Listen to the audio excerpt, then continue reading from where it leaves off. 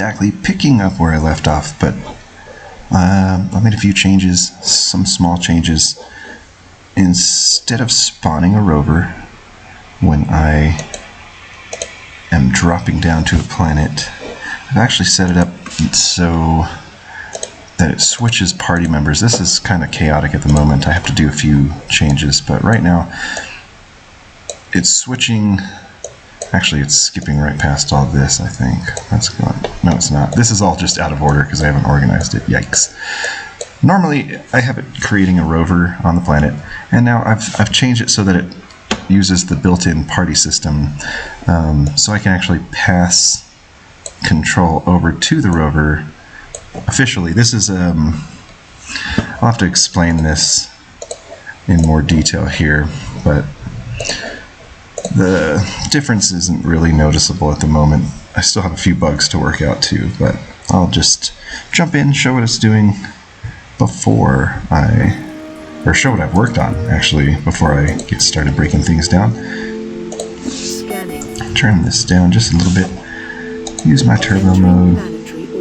Jump down here. There's a lot of little sound effects and stuff now. Switch these because I haven't fixed that. So I actually made a bunch of little changes to the rover, and you can see these little guys firing weapons now.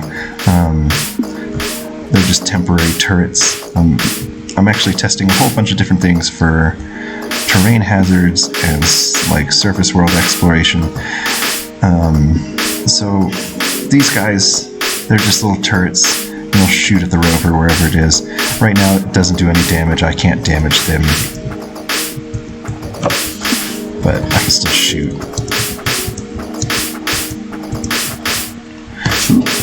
A few things left to change, but you'll notice that it's a little bit more slippery on the sand for the vehicle than it is on the grass. A little bit more slidey. It's not super slidey, but you can see it slide around when you're in sand, and then whenever you get to water, it kind of slows down. And there's little bubbles.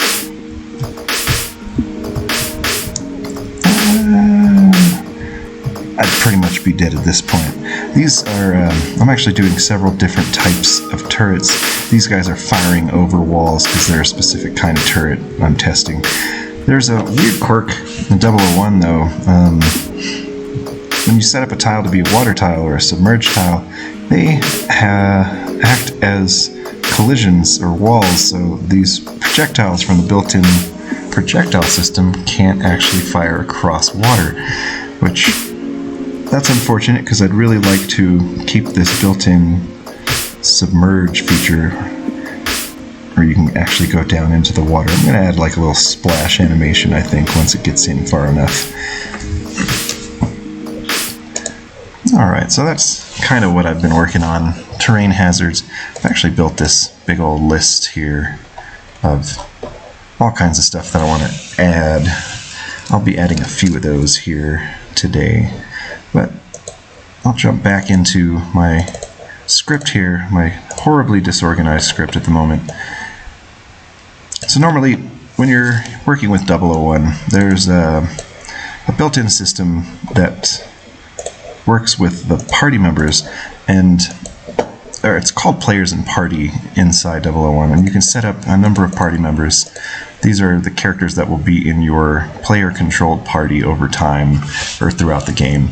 And each of them can be set to use one of your actor templates that you've set up over here in your actor templates, and you can pick from any of the ones that you've set up. So I'm just going to use the surface rover. I'm actually going to use this exact same ID that I was using for my spawned rovers, since everything's pretty much already attached to this scripting ID that's just plain rover. I don't really have to change anything in any of the scripts, but there are some issues that I run into.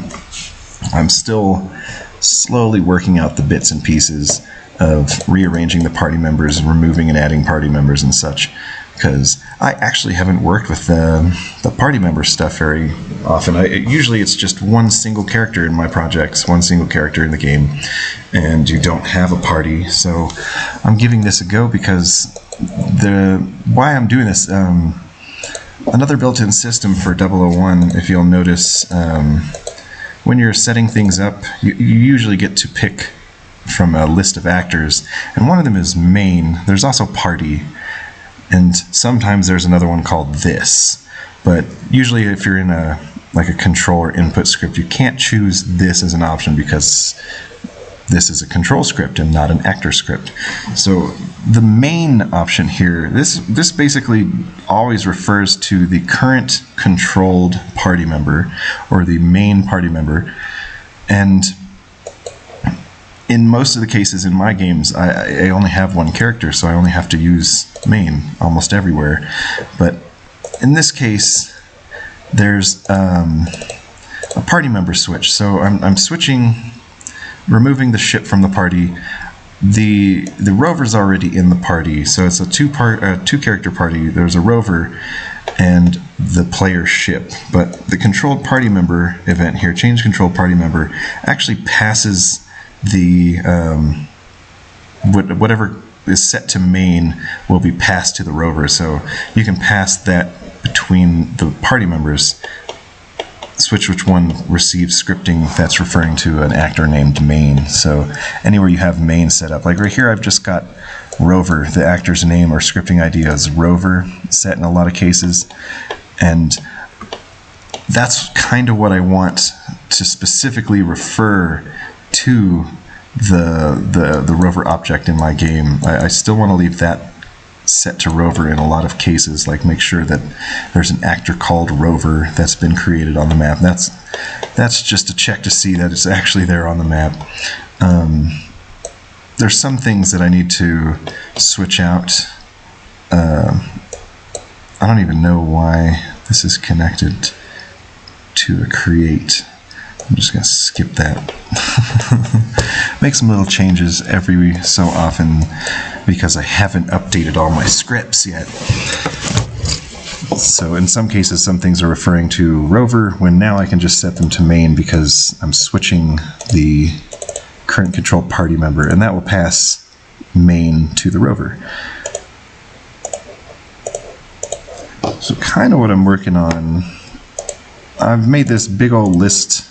There's a whole bunch of stuff here. It's not all solid, it's not all for sure, but it's kind of like my brainstorming list for surface hazards and things that the rover and the crew of the rover are going to encounter whenever they're exploring the surface. So there's a couple things that I think I've shown already when I was making rain and snowstorms, sandstorms, and such using particles, but there's a couple that are just effects that go over the screen.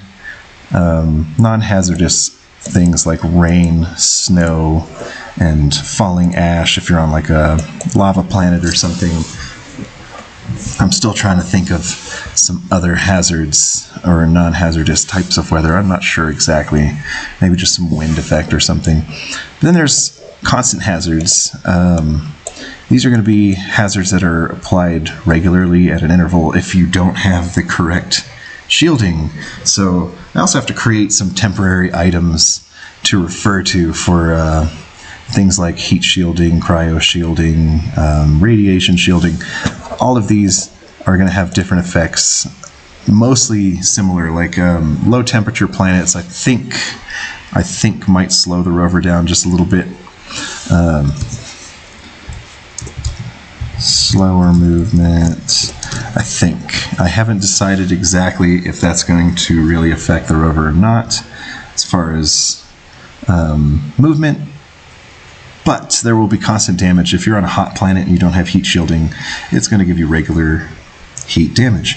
Then if you're on a lower temperature planet that the rover cannot withstand, you'll receive cryo damage. And there's some specifics that I haven't quite worked out because the rover is going to have a whole integrity value.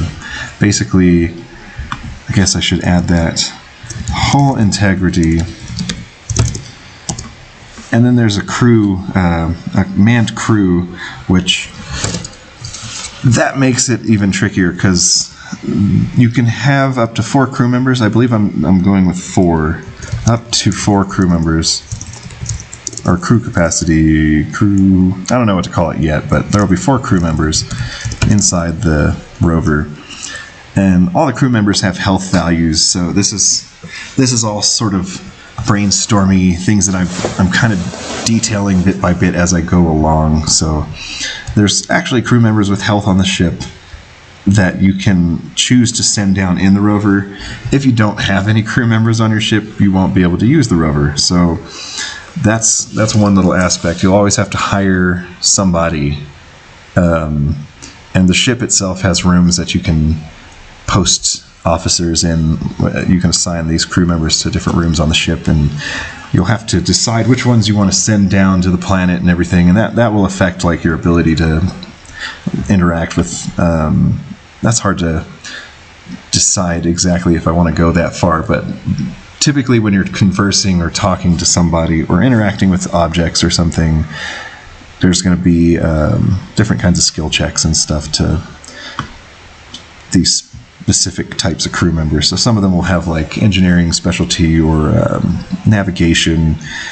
There's several different rooms on the ship, and I'll get to that eventually. But for now, when you're on the rover, there's a couple crew members. I don't have any of the health stuff set up yet, no damage calculations or anything put in place, but there's 2 different types of damage. The hull can be damaged, which can damage the entire rover, and then there's certain things that'll hurt the crew members inside the rover, like shock attacks or electricity, like a lightning bolt hitting the rover will damage crew members inside, as well as the shield of the rover. And I don't even know if I'm going to use a shield or not yet, but at the moment I believe there's going to be a shield upgrade or something. So there's certain things that lightning strikes will damage the crew inside the rover, as well as earthquakes. Certain things like radiation will actually affect the crew members inside the rover. High and low temperatures will hurt them. Sandstorms won't hurt the people inside the rover, but if it's too hot, it will hurt them still. So there will be combinations of sandstorms and high temperatures. There might be sandstorms on a radiated planet. There might be lightning strikes in the middle of a non-hazardous rainstorm. It just depends on the type of planet. There will be combinations of these different things. And then there's the terrain effects, which I'll be working on sort of here in a minute. As you roll around in the rover, there's different kinds of terrain you'll cross, and I want to be able to affect the way that you can control it. Not too much, but just enough so that it's noticeable when you're on different terrains, and some of them will be more obnoxious or annoying than others. Like in the case of ice or mud. Ice you'll slip around on more. You won't be able to turn as easily. Mud will feel like you're getting stuck, sort of. It'll slow you down and you won't be able to turn at all. Or, I mean, you can still turn, but it will be tougher. And then there's 2 different kinds of water. Regular water that will just slow you down and slow turning. But if you don't have the submersible upgrade, there's an option that will actually keep you from going through water until you've upgraded it to be able to go through liquids. And so you'll get submerged damage. It's a different kind of damage, and that'll actually stop the rover in place and it'll drown everybody inside. So in the beginning of the game, if that's what I'm hoping is an early rover death may just be 1 or 2 crew members that you have in the rover, because you won't have much money or space for crew, so you can only have 1 or 2 anyways. And then you'll only lose 1, learn that you can't drown them in water. Then there's frozen water, which will actually cause cryo damage. Even if you have the submersible upgrade, it'll still hurt the rover, like the tenants of the rover, the inhabitants. Anyone who's inside will get frozen, and that's not what you want. Same kind of thing if you drive it through lava or acid, it'll actually hurt the crew inside. So there are, I'm thinking at the moment, 2 different conditions here. If the crew inside the rover dies before the rover hull is incapacitated, say something causes the crew to lose their health, there's only 1 person inside and he dies really fast, the rover itself doesn't die but it's inaccessible, so you'll have to go back down with another rover and retrieve it. So I still have to work out how to do that, or how to set that up, but you'll go down to retrieve whatever was in the rover if you want. You can loot it and then it'll get scrapped. And then if you lose the hull, it'll actually kill everybody that's inside, and you lose everything that you had. And that will cut the signal to the rover, and you'll have to get another one. I believe rovers will be consumable. You can use them as long as they don't die on the surface of a planet. But then when you get them back to the ship, they'll repair and everything. So there are also going to be structures. I haven't quite narrowed down all the different types of structures and things. There will be things made by aliens, different kinds of aliens or creatures, or automated systems, things that have been there for thousands of years or more, that are just running on their own. Things like mines that will blow up. Defense turrets, I think I'm going to have turrets, different kinds of turrets. Those will be more like drone type things. And right now I've got two kinds. Short range attack, they'll only be able to shoot until the projectile hits a wall, and then long range ones can shoot over walls but still hit the rover. And there's going to be different types: beams, missile, bolts. I'll get to those eventually, and then I'll finally get around to putting in creatures. This is going to take forever because I have to draw a bunch of stuff and come up with little designs. But for now, I've got a number of different types. There's going to be critters, or harmful monsters or aliens and stuff on the surface. But they're not going to be super complex. There's going to be stationary type that don't move around, flying type that do move around. Randomly, there's going to be a flying type that only moves diagonally. A burrower type that'll appear in one spot and go back down and then move to another random spot and pop back up again before emerging. And some of those will be close range and some of those will shoot something. So I've got burrowing short range and burrowing long range, which I guess I could copy paste that just to include it. Short range and long range.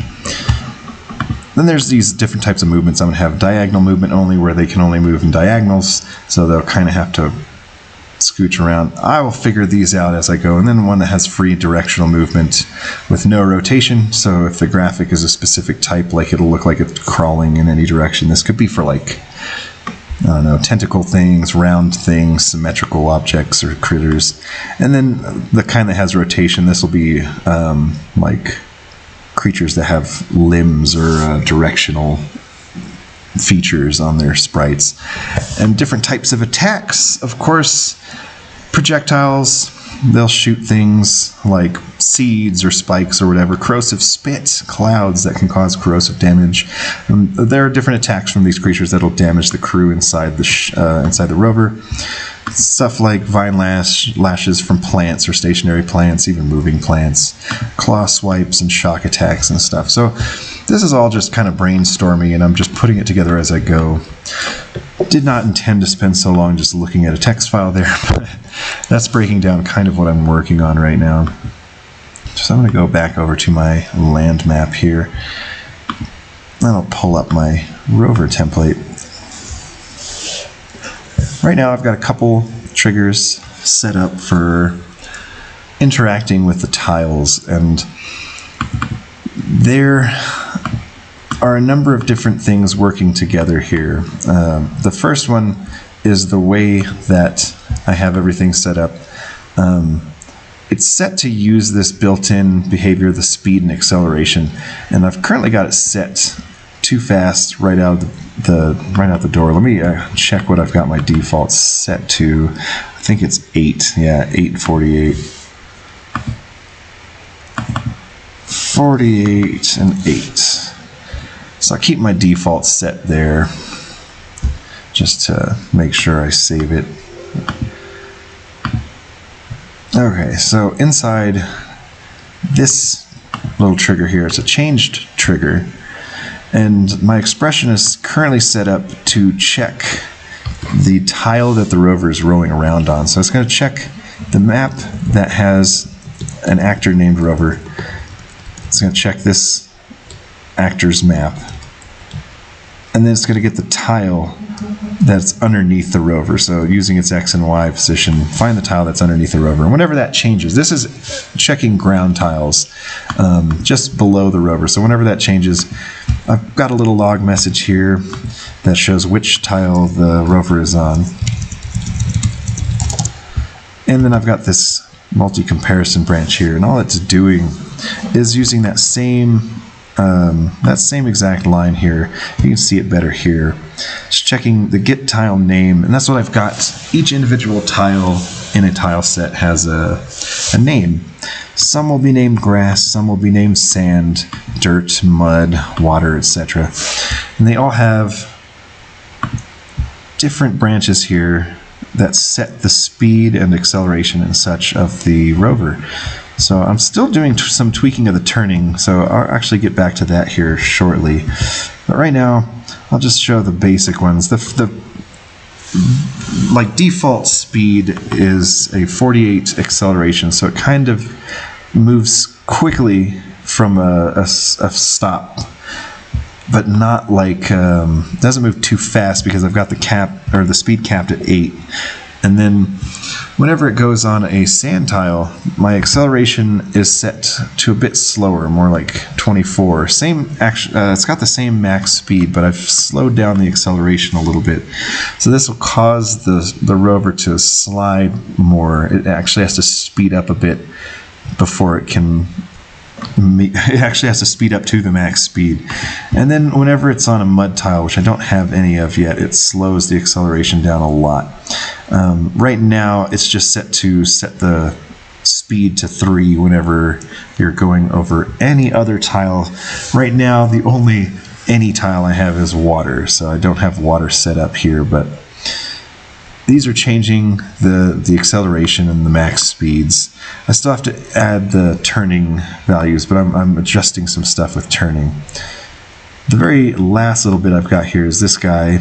All it's doing is checking if the actor's Z position is less than -8, which is as soon as the body of the rover starts to submerge into the water, this starts to run every 1 second, and it will play this little particle animation. Play or submerged bubble animation. It'll play this at the position of the rover when it's underwater, so that helps indicate where it is. But I'm going to do a couple different kinds where you can tell that the rover's stuck and the bubbles are kind of blubbing up. So you can tell that it's drowning, and then I'm going to do with the submersible, you can see the bubbles coming out of the water because they're breathing.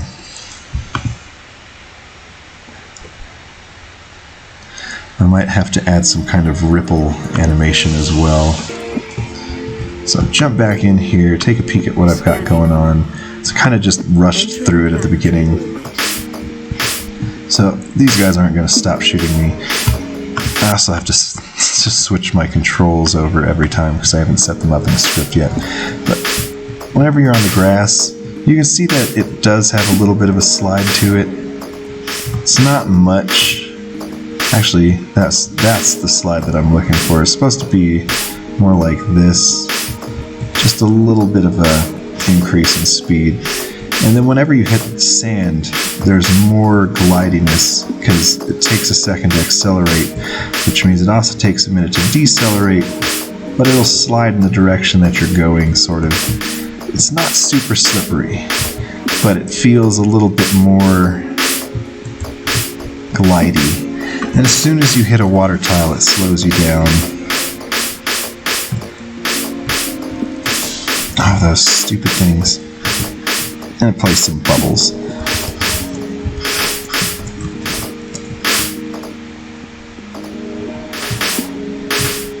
Can I still not hear their sounds?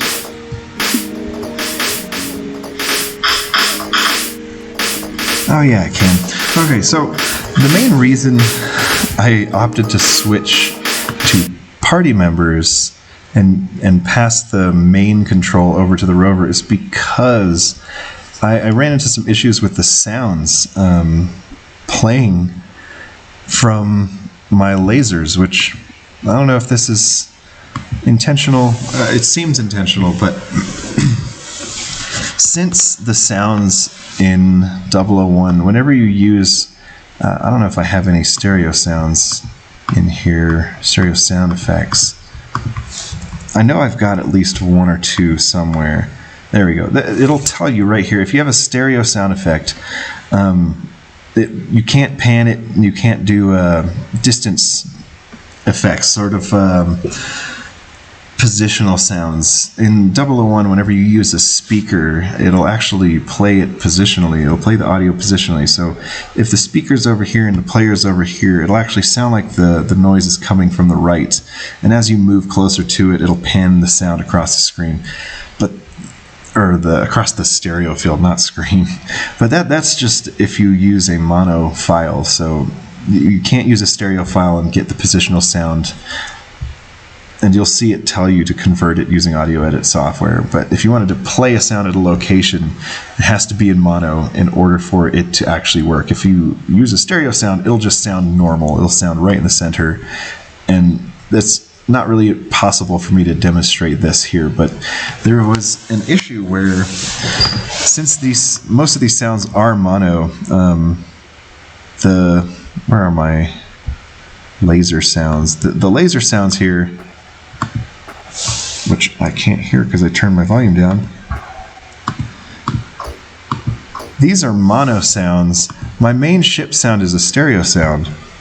So it'll just play normally without any positioning. My other beam sounds are mono sounds, so you can hear them,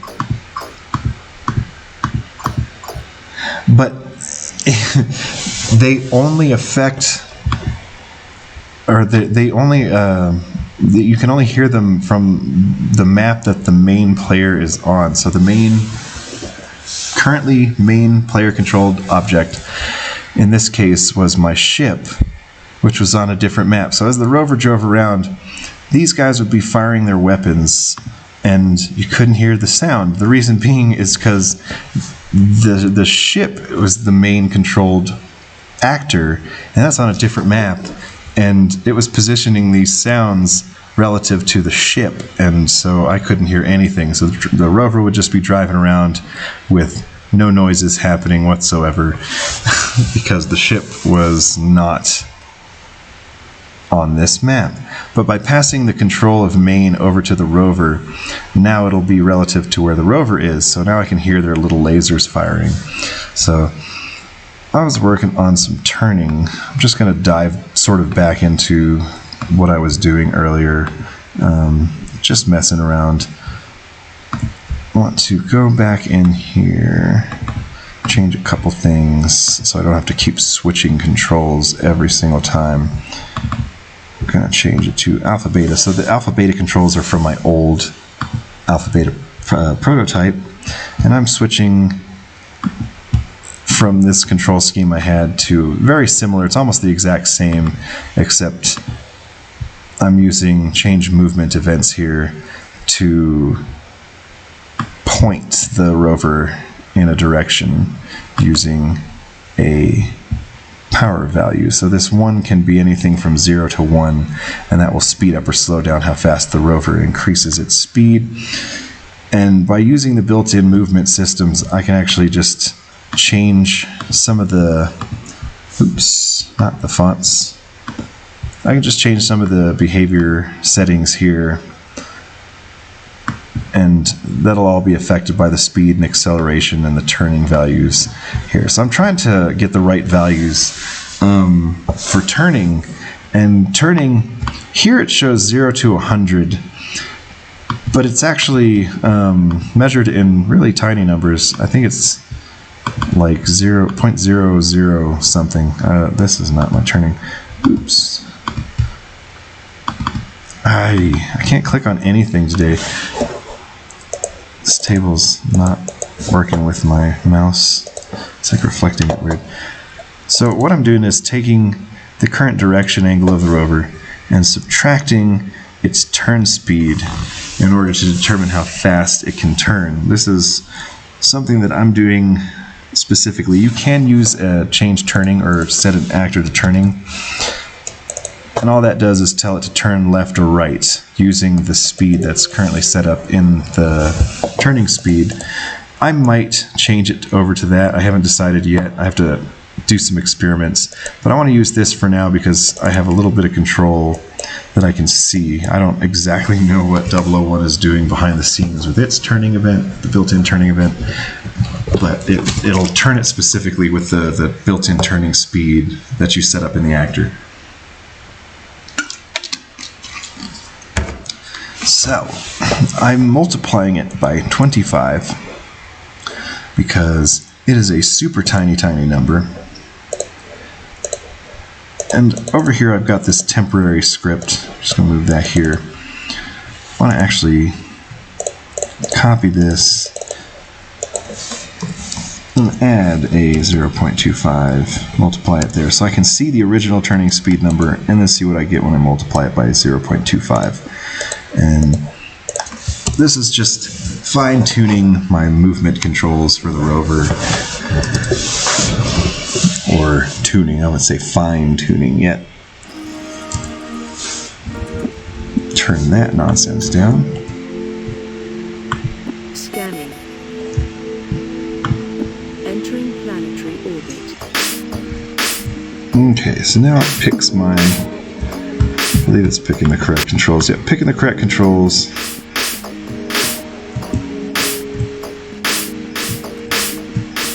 A little bit slippy on the sand.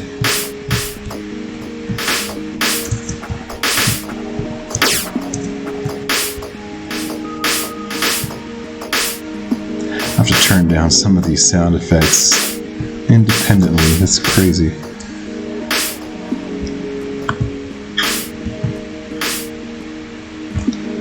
Now, checking the speeds. Turning speed is 0.01. And the reason that's given me this crazy number is because I haven't rounded it, and it just gives me a massive number. So let me fix that. Go in here.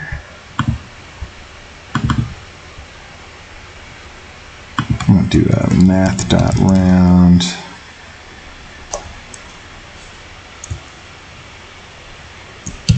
Comma 4. Round it to 4 places, I guess.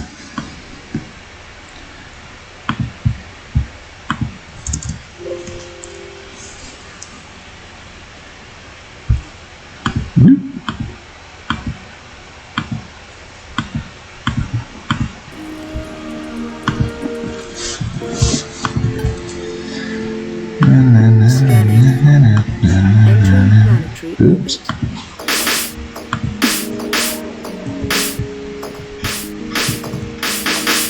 That error message.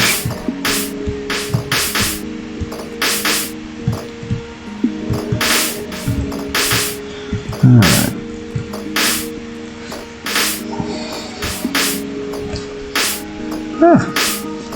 It's a tinier number.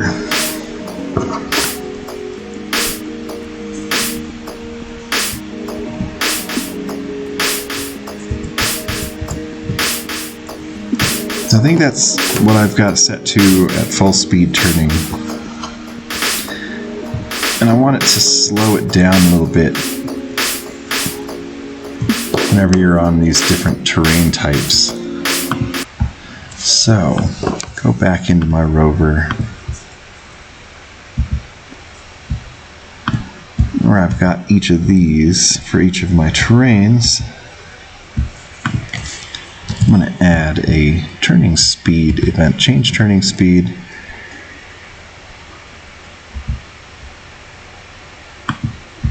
For now, just have it do the Rover that I've been using, Rover in quotes. Have it set it to the normal max speed, which would be 0.01.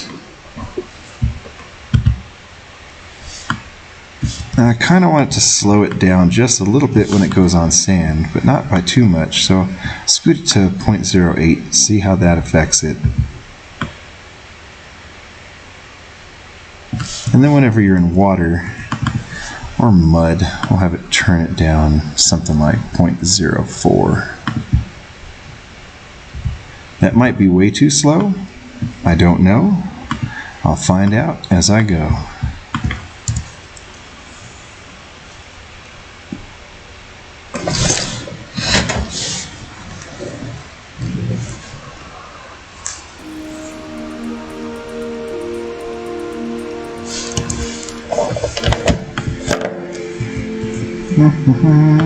Scanning. Entering planetary orbit. Alright. Normal speed. It's not much slower turning, but it is noticeably slower. And then when you hit water, it's much slower turning.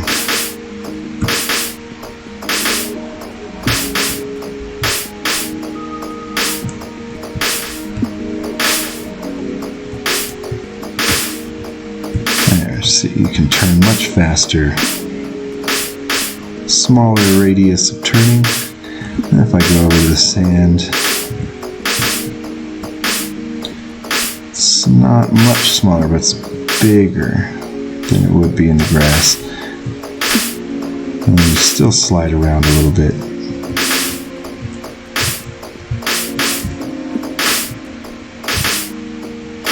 Not too bad. So the sand's not supposed to be much of a hindrance. It's just a slight effect that it's a little bit more slippy than when you're on grass. So I wanted it to affect steering when you're in water. So you can't turn as fast when you're underwater.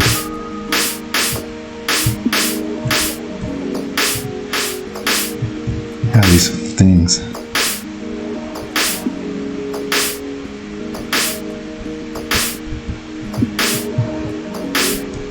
It's a little slow driving on the edges of water too, but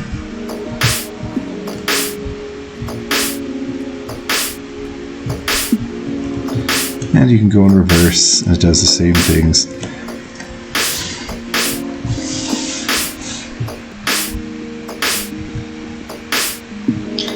Now, I don't have a tile for it yet. The water looks pretty icy. But let me see if I have any good ice tiles, textures I can use for a quick ice tile. Go down here to my terrain. Alright, I've got snow.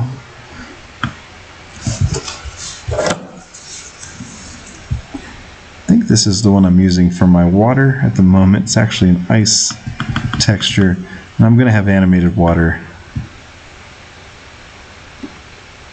Maybe this will be an okay little snowy ice tile. But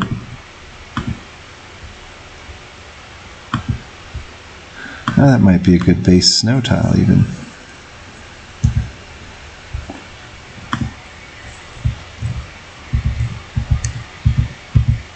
Come on. Try to see if I have actually a shinier looking ice.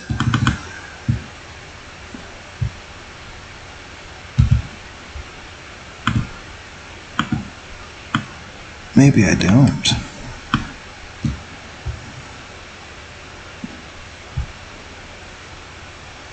Hexagon ices, blue ices. Let's just use this one. Save this as an ice tile. Right in the main folder with all the other ones. And then I'm gonna go grab my masks. Go and it's in A's. Down to terrain tiles. I want to grab my blending masks.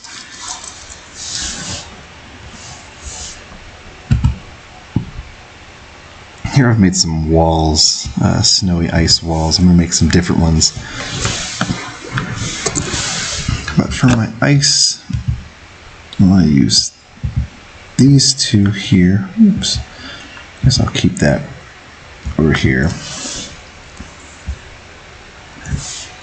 Then I want my grass tile. And I want, let's see, probably this one. Oh, first I gotta switch my render mode. Go with 3. Take a look at how it goes without any lighting.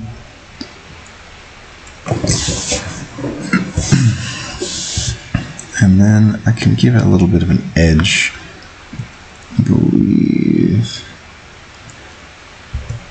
Well, maybe the snowy edge. Yeah. Kind of a snowy edge. So this is just going to be temporary. It's not amazing at the moment. It's just to test out an ice tile. So I'll get my inner and outer pieces here. I'd like to use my bigger gradients, but I think they're a little bit too smooth. Actually, let me take a look. They're almost the same. Let's go with that one. Because I want the edges to be closer to the edge of the tile itself, or to the edge of the graphic. So put that in there. I'll go grab this one. Oh my god, I'm on a laptop, so my touch mouse isn't so great sometimes. And we'll grab that. I'll use the red one to save these. Go back here, and we'll just call that ice grass.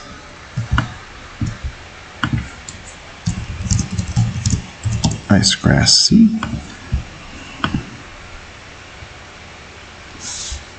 And back in my ground tiles, I'll just add this ice tile here.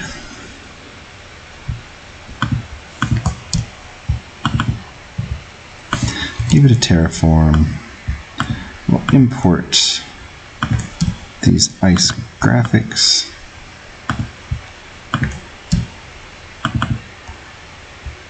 Well, sometimes I have to fix this central piece because my alignment isn't always right with the textures due to the way that I'm rendering them. So it's best to just copy these 4 corners.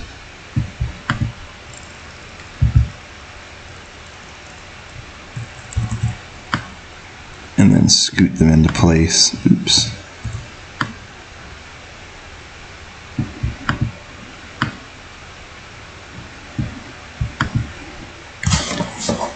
Use this.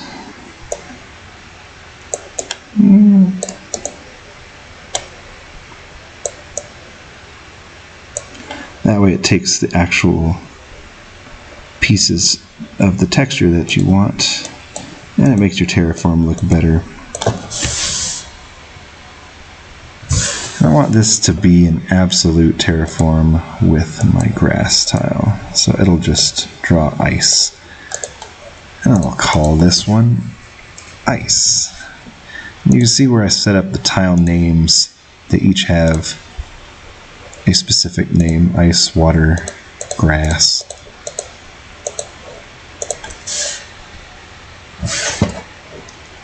Then we'll go back over here to my land map,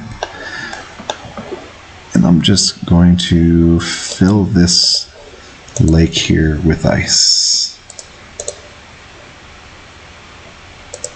In order to get it to look right, I have to get it to terraform with these other tiles as well, with the wall tiles. So gotta go back in here, change this to walls. I want it to terraform with my stones. I want to terraform with my trees. That should be enough to fix it on this map at least. And whenever the player character is on ice,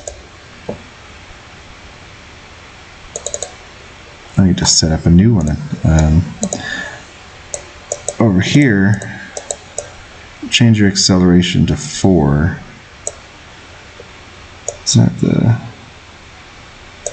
Yeah. I want it to be like you're going into mud,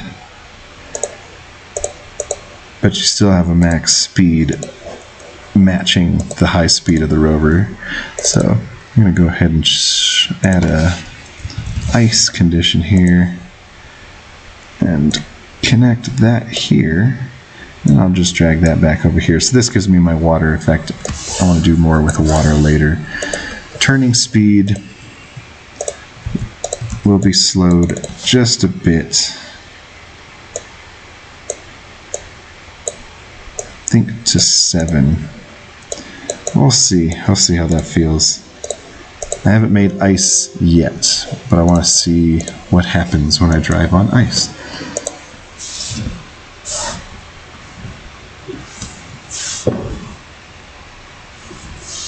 I realize that my water probably looks more like ice than the ice does at this point. So it might make a good ice tile for my snow, and then I'll make my animated water later. So let's see what happens when I go down to the ice fields. Turbo my way down there. Slip and slide a little bit here. Touch the ice. Yeah. There we go. Ice is nice and slippery. You actually have to fight against it to drive. That's pretty nice. And when you get off of it, you get your traction back. Alright. It's harder to speed up into the other direction, but you can. It almost works like the spaceship in a way, but you have some control over the direction you're moving, more so than you would in the ship, because it's based on the direction that the rover's pointed.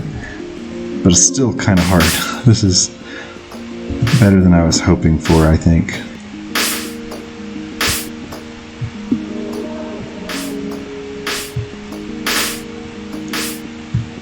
There we go.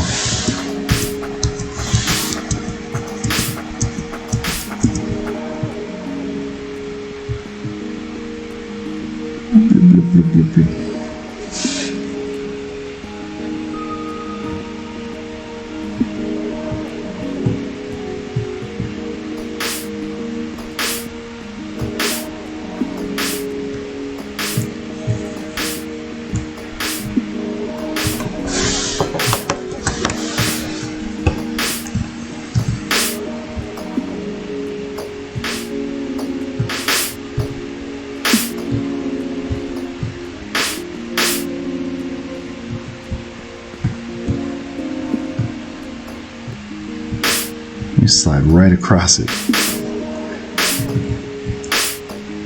Pretty nice, I like that.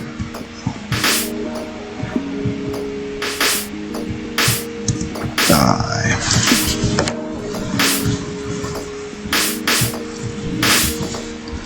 Alright, so that's a functional ice tile.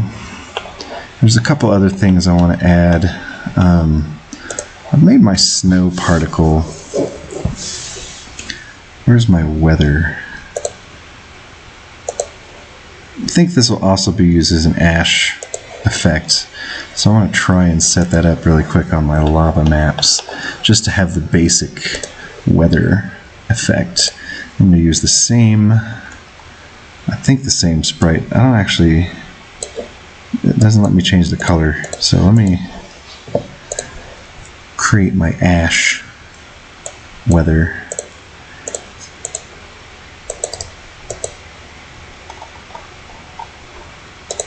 It's going to be much darker.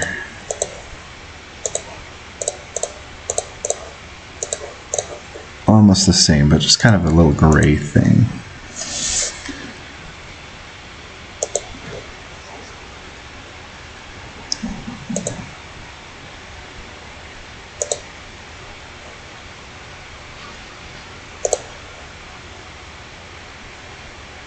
Oh, I forgot to rename it. Because that's what I do every time. Weather ash. Ooh.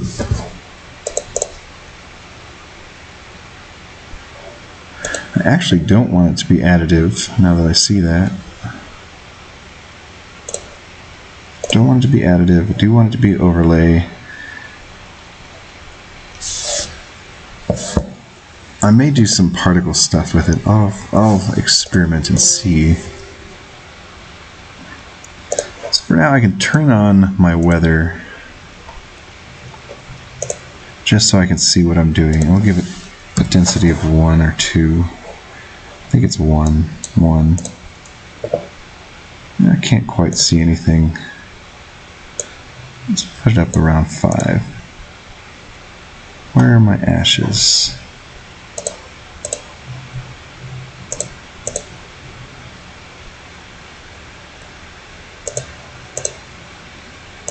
I can see that they're there, they're just not doing anything because I haven't set any speeds yet. That makes sense.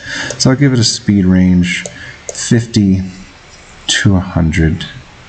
And I want the movement variation to be closer to snow. Don't want it to be opaque at all. Or I don't want it to be transparent.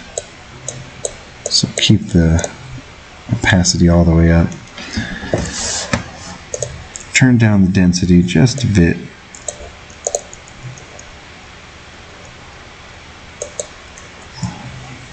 Scoot that a little bit closer to the middle so it's kind of directional.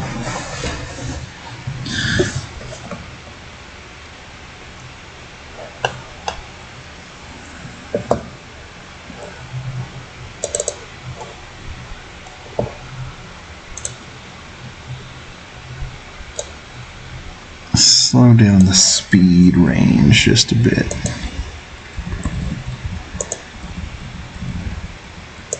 Closer to 8. 38, let me see. Yeah, I want them to be slow. And you can control the direction that they're moving with this wind direction, but that only works, the closer it is to the left side here, the more this will affect it. The more it's to the right, it'll just fall straight down like snow, which might be what I want. I kind of want it to have a little bit of direction, so maybe closer to 8. So it'll slowly slide down the screen. These are my ashes.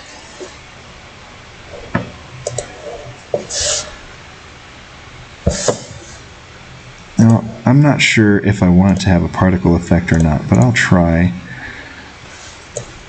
giving it a small lifetime here. Much more frequent spawn. I'm not sure what that will do, but let's see what that does.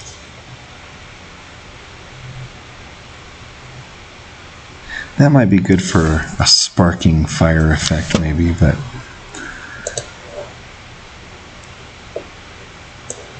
do I have to fix these corners? I do. Ew.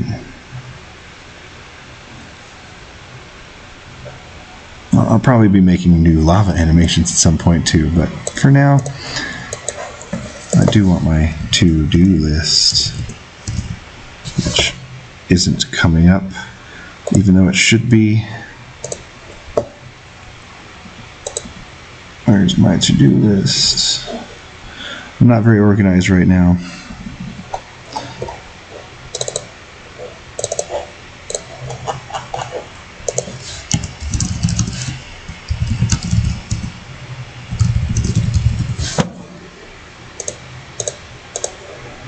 Okay, so that's not quite what I want it to do.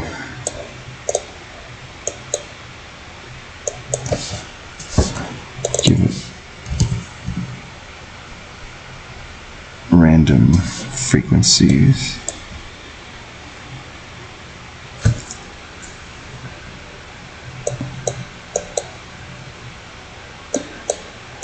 I do want it to fade out.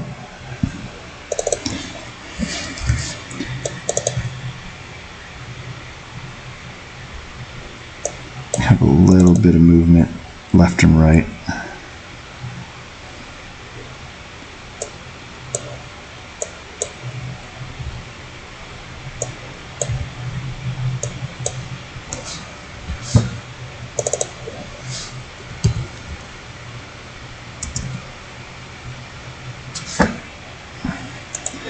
probably going to look a little chaotic.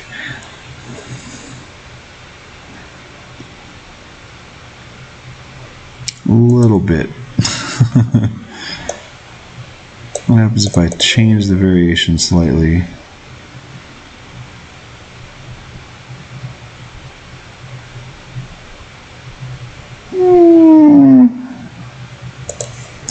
I like it falling down the screen more.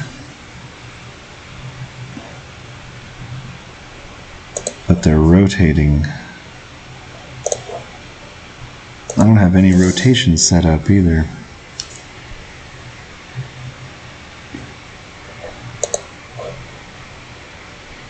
I think that's part of the snow effect.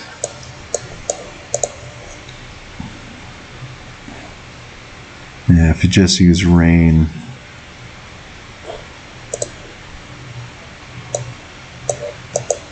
or the rain style, they just drift down the screen. I don't know if I like the smoky effect there.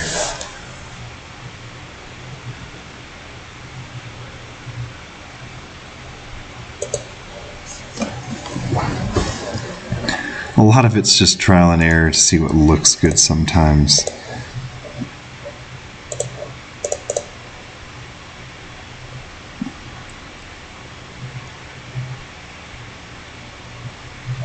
See, that would be okay for flame or fire type particles.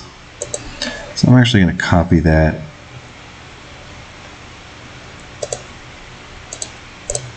And say heat. I'll change this. This will be a small experiment.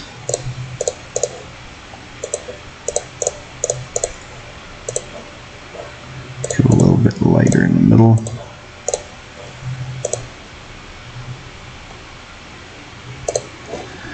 I'm just going to swap over to that really quick.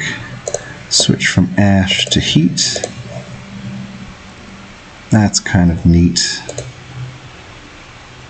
Turn the density down to 1 on that one.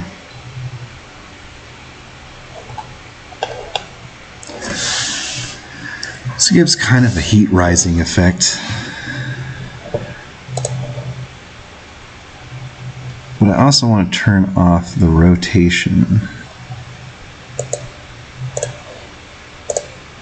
I don't want it to rotate. And the same thing for the ash.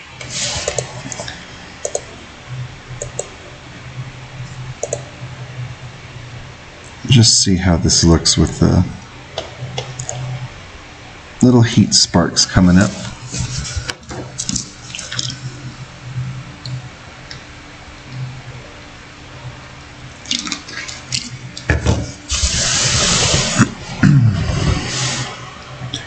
That's one way. Let me see what happens when I put them in clouds.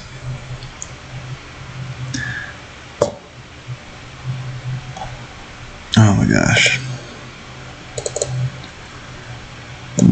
One. And I'm going to turn off the weather. See what I get for the clouds. So I could use that with my cloud layer. They do stay still if I don't move them. Let's give it a really small movement range, 8 to say 25.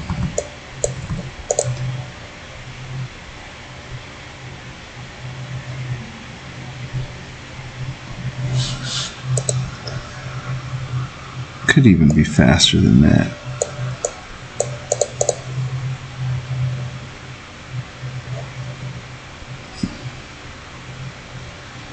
Yeah.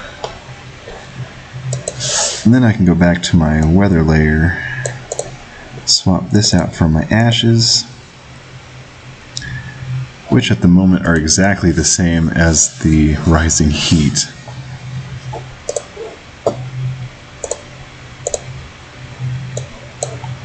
You better look at this closer up.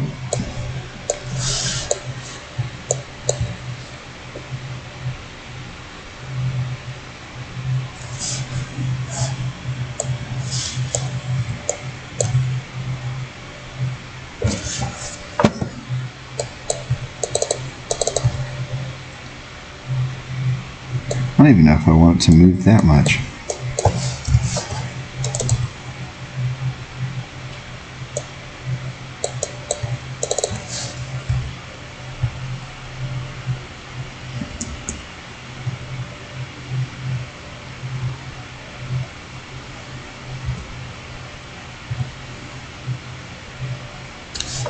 Just little tufts, I think.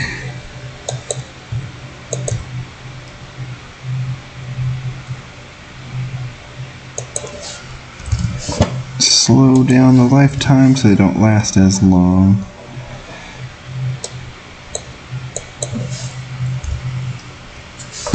Make them go slightly faster.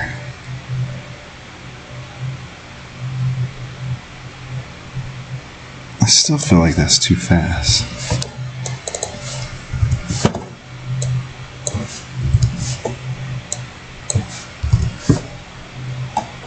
There we go, just a little dust cloud.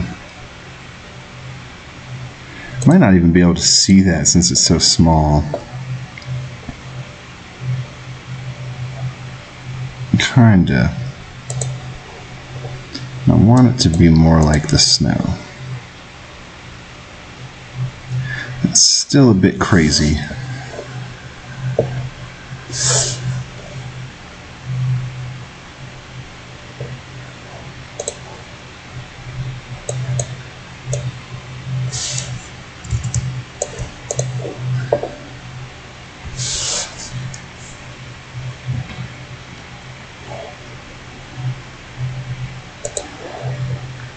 It's a little bit too much trailing.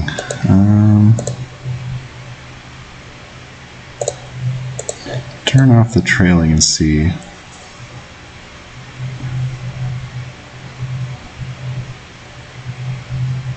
Man, now it looks like little bits of ash.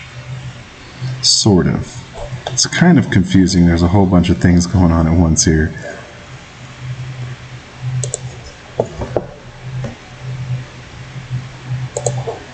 I want to make this darker.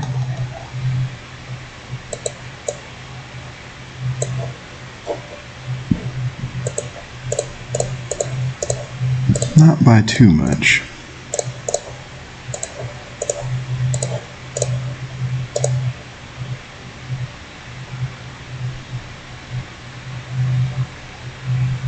There we go. Now it looks kind of a little bit more dramatic. Heat rising, little ashes falling. I'll save that. I've got the rain.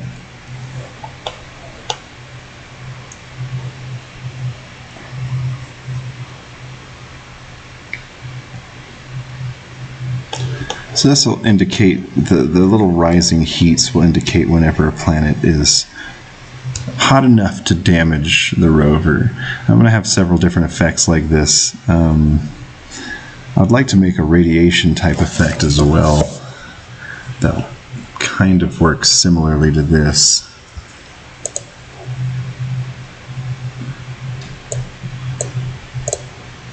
I actually want to copy the heat. Call it radiation. For now I'm just going to use some green.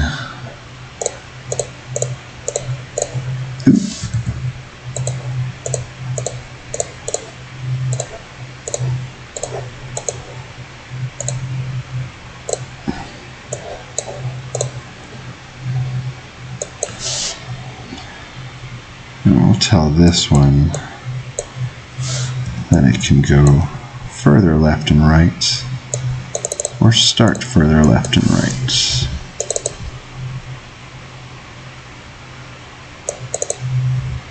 Oh yeah, I can't.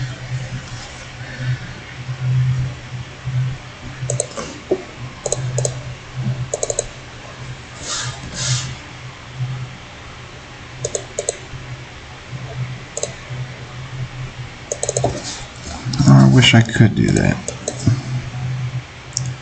I just kind of want it to spread around more.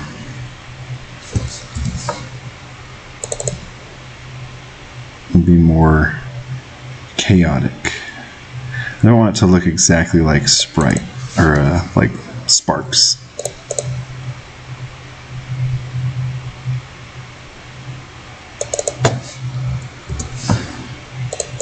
Oop.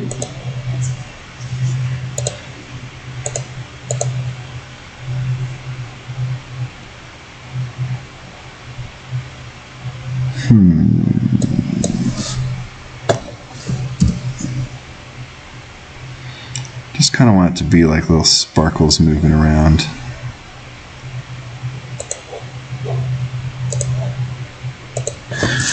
And to test that one out, I just have to switch my cloud layer here to my radiation just to see what we get.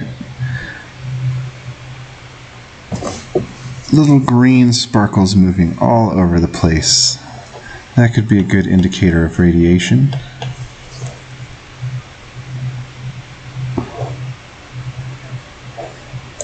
So in my to-do list, I'll go ahead and add a couple things. Add radiation particle effect. That I have done.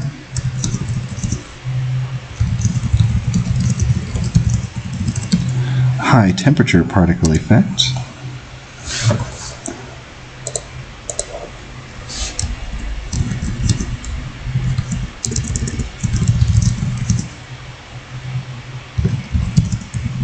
Falling ash.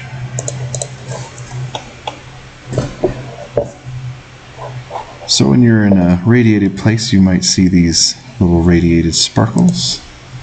When you're in a hot place, it'll show the rising heat.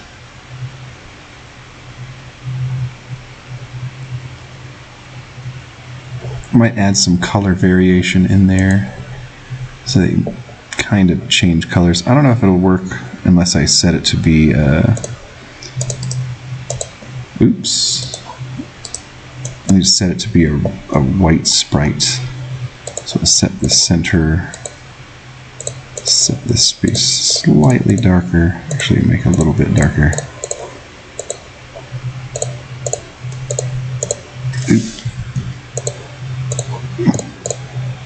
So now it'll just be a little white sprite, but when you come back in here, change the range of colors.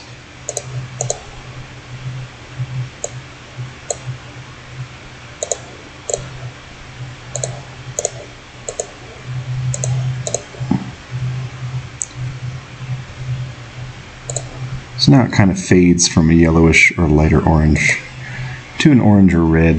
That should add a little bit more variation. Yeah.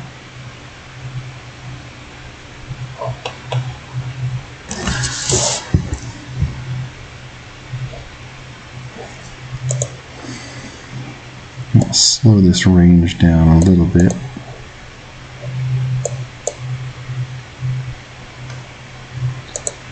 I might be able to flip horizontally even.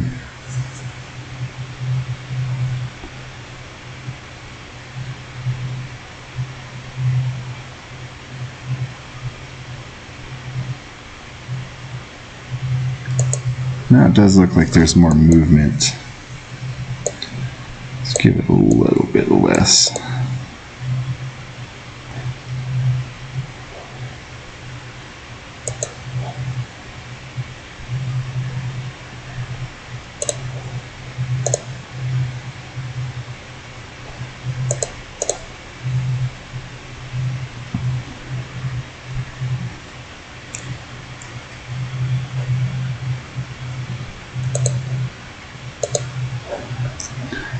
I forget if I want the position relative to source on these or not. Let's try it.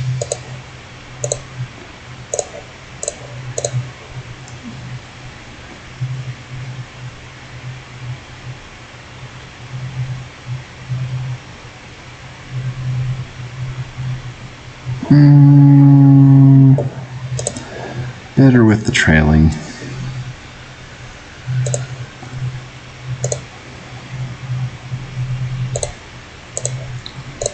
Turn on trailing. I do want to slow those clouds down even more for the cloud layer. that closer to 10, or even 8. I don't want them moving very much.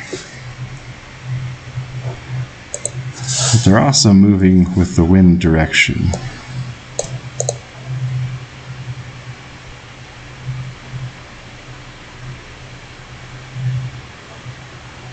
Which makes it tricky to work with both the weather and the clouds.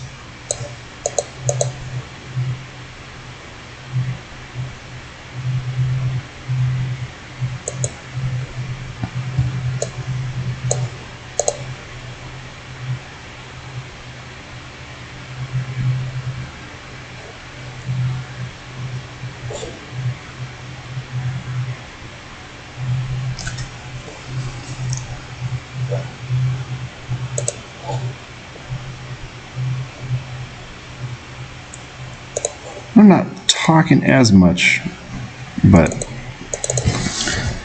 most of this is just experimenting.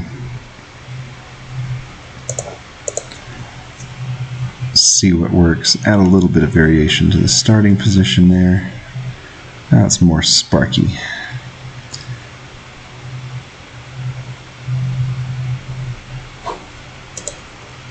If I were to bump up the density, it starts to get really crazy really quickly.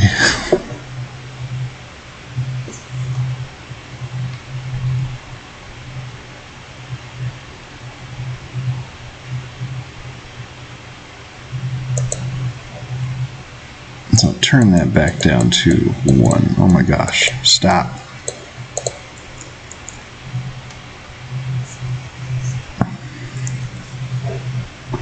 So I've got a few different kinds of weather set up. Sandstorms.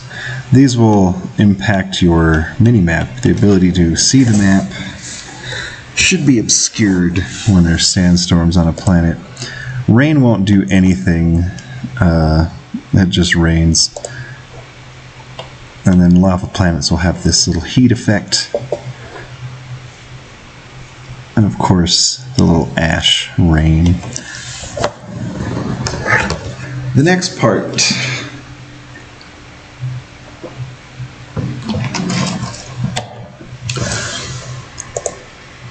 With all these different hazards. Where am I? Ooh. I've got a bunch of different types that are going to affect the rover, cause damage to the rover. I need to give the rover a starting health even, because it doesn't have more than 10, I think. I don't even think that it does when it's spawned.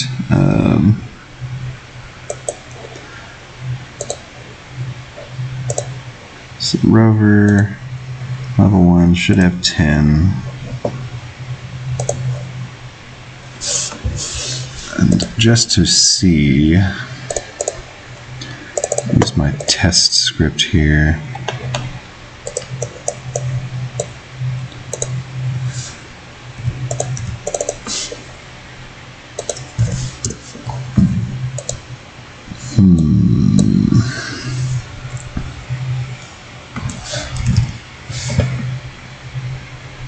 I want to get the current health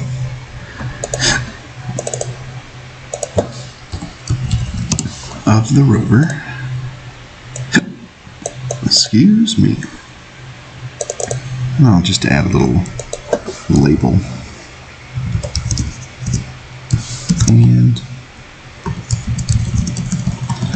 remember, you can use this little ampersand sign here to combine things. So this will, anything in a quote is a string, and anything that isn't in a quote is usually read as a value or a variable. And you can combine that into one line with this little guy. You've probably seen me do it 1,000 times now. But if you didn't know that, or if this is the first time you're watching, that's usually a pretty helpful little tip.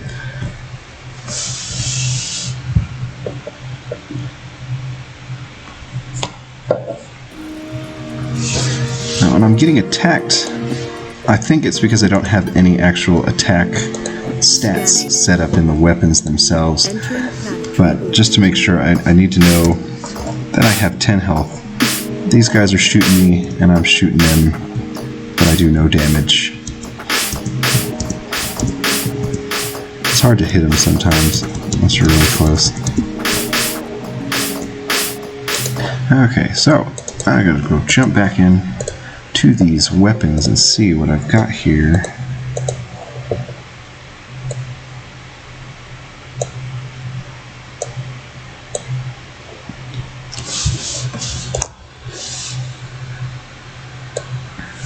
I'm using the same attack. I don't think I have a damage script set up. That might be what it is. I think. Yeah. So I'm going to come back in here, add a damage script. Actually, I want to keep the Rover invincible. I'm going to add the damage script to the turrets here. Actually,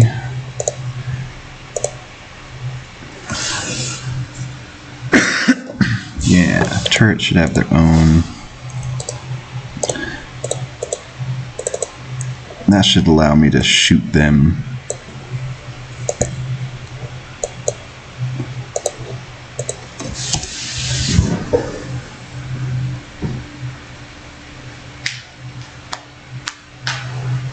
At the very least, I can shoot the turrets, or I should be able to damage them.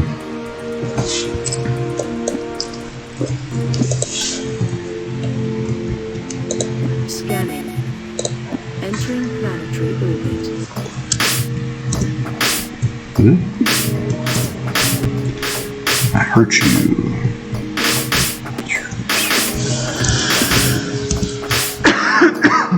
I've turned off damage numbers for now, so you can't see anything popping up when you hit them, but they'll flash red, they take damage, and they die, and then they'll leave me alone.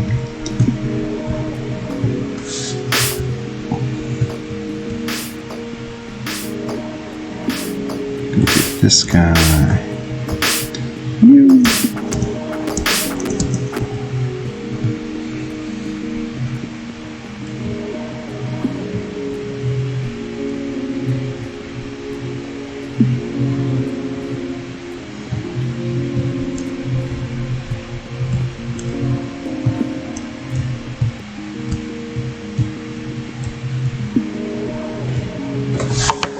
I'm relatively satisfied with those controls and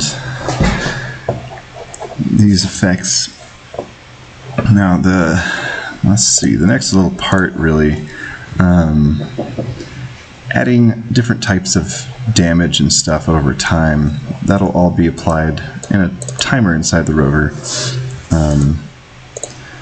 Checking some of the statistics of the planet. I haven't set all that up yet. That's going to be another video, I think. I have to go through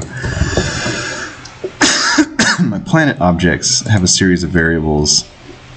And climate's going to be the weather, but there's also a temperature level that I haven't set up yet. Planet temperatures will be different, and the planet temperature is going to affect whether or not there's going to be heat damage or cryo damage, like when you're freezing. So whenever it changes the map that it's on, I think that's the trigger that I'm going to use, changing the map. Using a change trigger, you can set it up to pretty much anything. This just checks to see if any value has been changed at all, and you pick that here with the little square use value button, and say we want to check to see if the current map for the Rover has changed. Might not be the trigger condition that I want to use exactly, because the Rover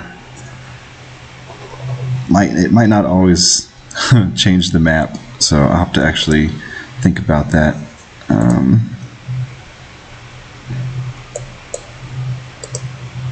But I'm going to have several timers for the hazards, so there's going to be just one timer for these specific hazards that start running whenever you're on a planet with a certain temperature.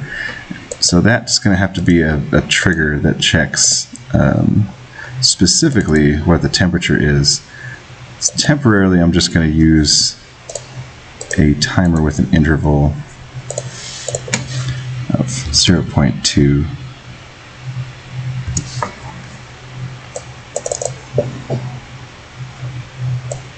Now, just to say that you land on a planet, I actually want to kind of create this variable. Don't think I need it in the master parent template, but in the planet templates, there should be a variable called surface temperature. Surface temp. Let's just go with surface temperature because who cares? And I'll update that. Now I'm zoomed in. Over to my planet. And my surface temperature variable, let's say 250, just to give it a value. And over here in the rover,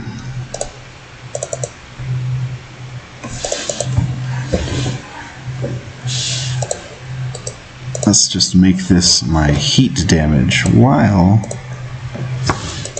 the actor variable of the currently selected actor, which is stored in this variable I have here,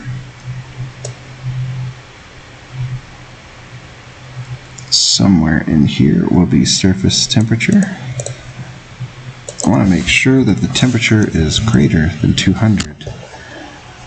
If it's greater than 200, that'll be whatever the rover can stand. In here, it's going to check whether the rover has the thermal plating or not. But if it doesn't, I do want it to actually damage the rover.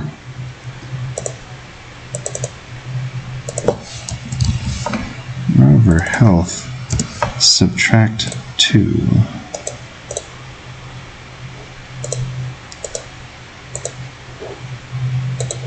Now, I don't know if that's going to work right out of the door, but we'll see.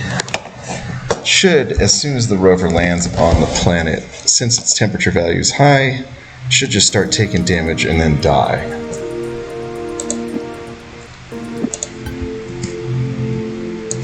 Scanning. Entering planetary orbit. And it took a bunch of damage and died. Now, it took damage really fast. So come back in here.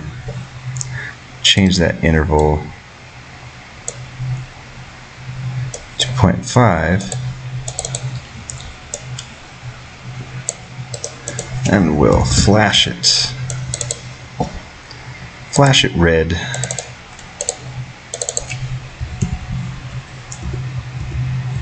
And 3.5. 0.35. We want to flash the rover one time. So it'll flash it and deal damage. I'm going to actually add sound effects and stuff at some point, but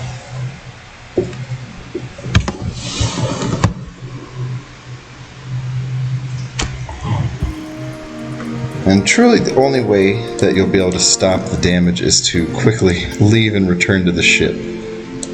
Scanning. Entering planetary orbit.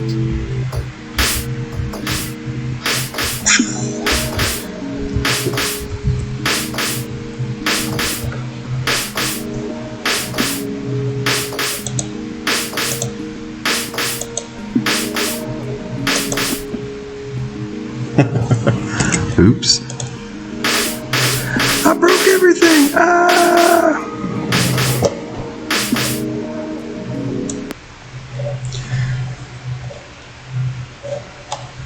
Okay, so now it takes damage if the temperature is too high.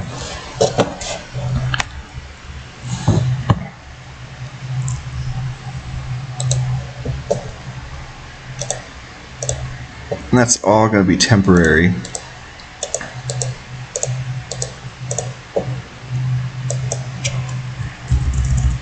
This will be if the temperature is less than 0.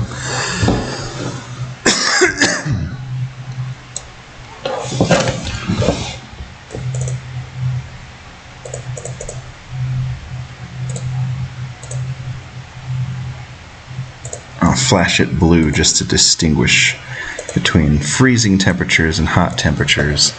And we'll change the temperature of this planet here. Where did I put it? To -88.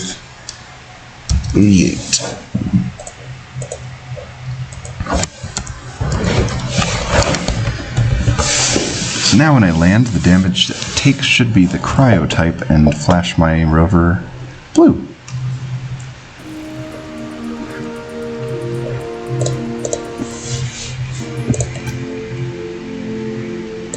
Scanning. Entering planetary orbit. Freezing to death and dead.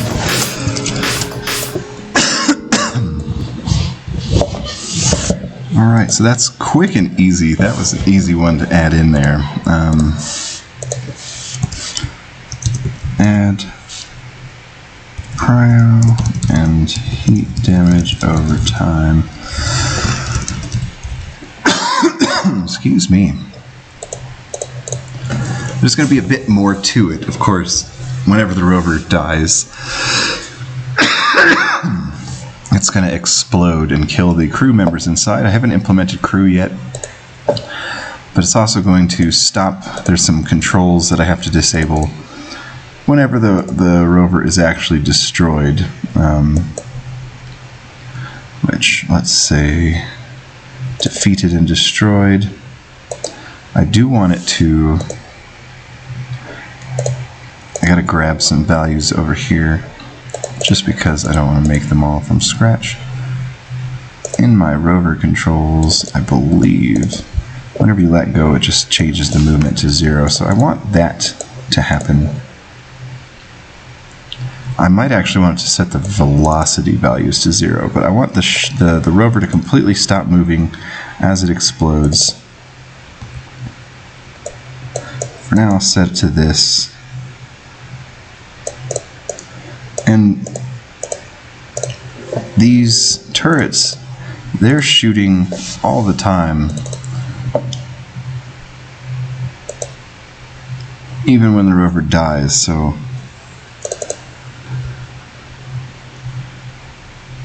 I'm trying to figure out why. Oh yeah. Let's go with less than or equal to 0. And we'll tell it to stop. So once the rover dies, if its health is 0 or less, for some reason the count goes below 0, those guys should stop using their weapons and stop firing the turrets at the rover. Excuse me. Scanning.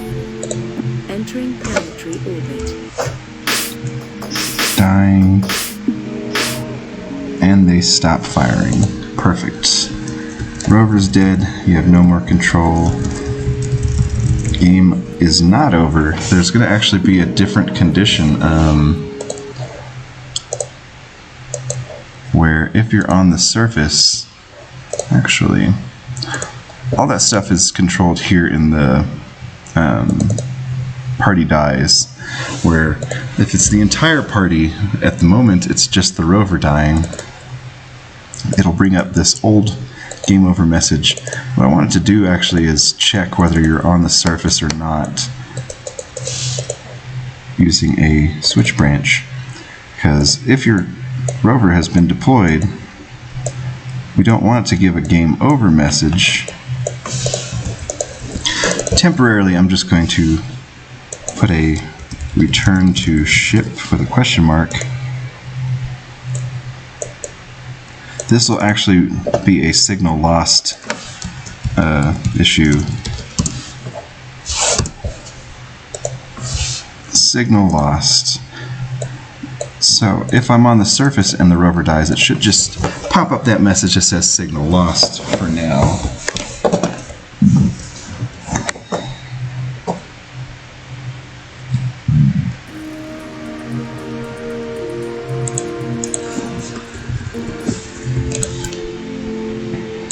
Scanning. Entering planetary orbit.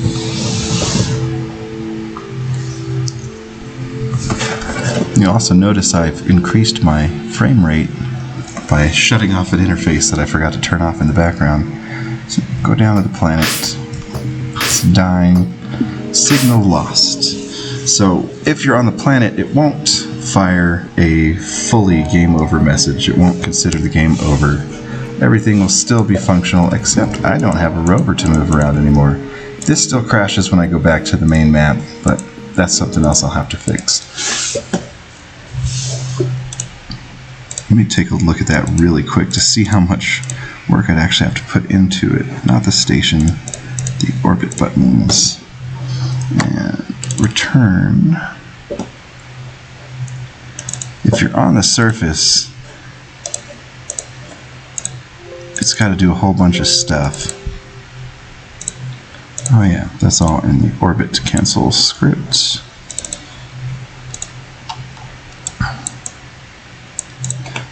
So it can't exit the menu.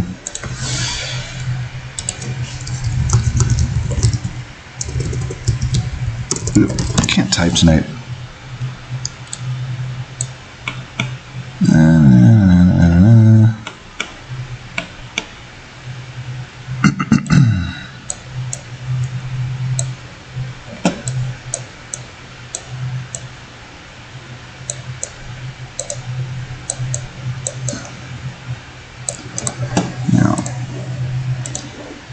Kind of have to go in to my oh yeah, in here I want to grab this chunk right here.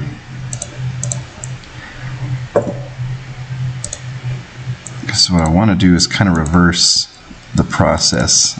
Whenever you dock, it switches out the party members. I actually don't remember if I have it set up like that.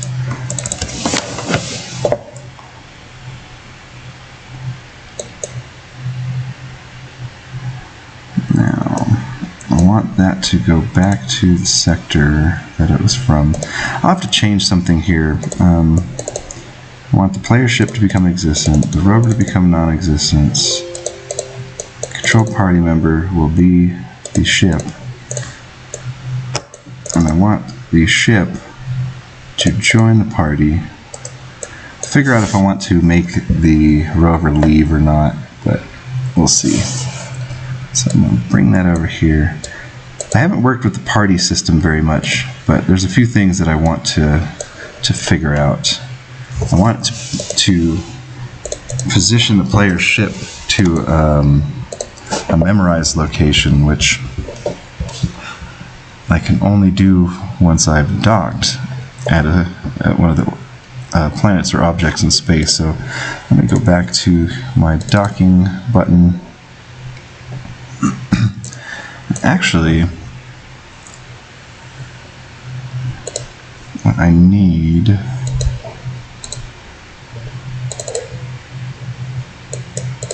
I believe I can just place the ship at the X and Y position of the currently selected object. So go for X position of the currently selected object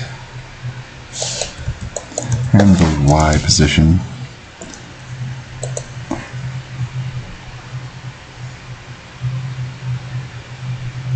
Don't change the direction. I don't know if this is actually going to fix the problems I was having, but we'll see.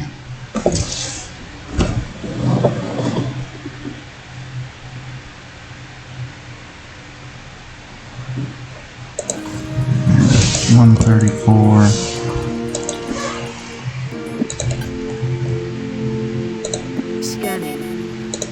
Entering planetary orbit. Jump in here, return.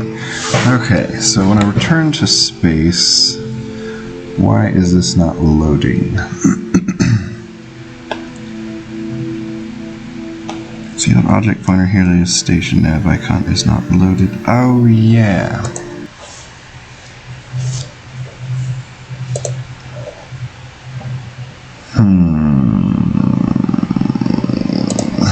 I need the flight menu to load and turn on before anything else. So switch to the flight menu.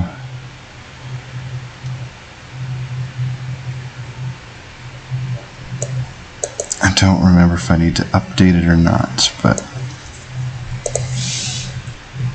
I'm going to copy this one. Have it update just in case there's something wrong.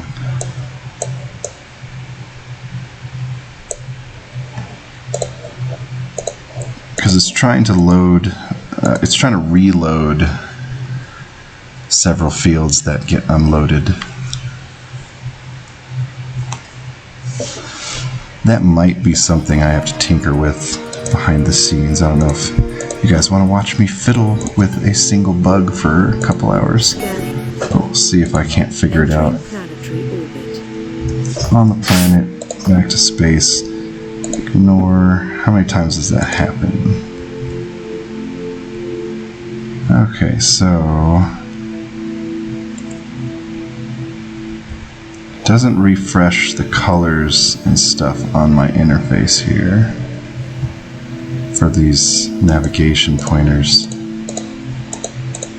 And why can't I click on anything? Oh yeah, this switch here. Also, things aren't changing colors anymore. Oh, so many things I have to figure out.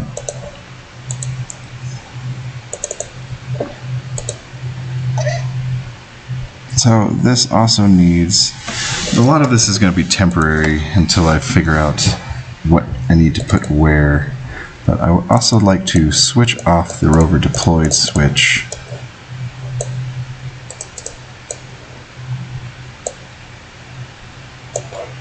Which I'll connect here. And then I think I want to do a reset interface.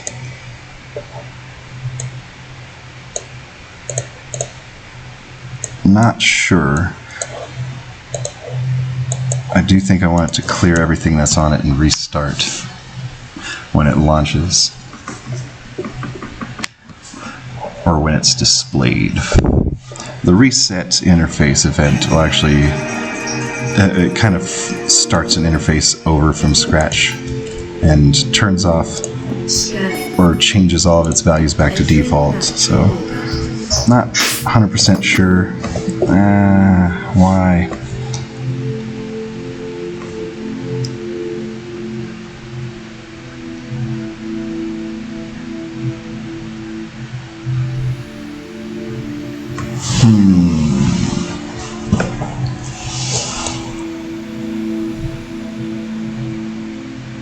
Hello?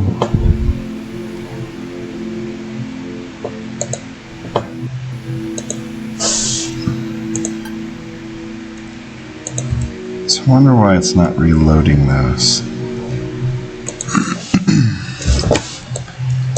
Let me see if I can switch the places of the reset. Because it's supposed to reset whenever you enter.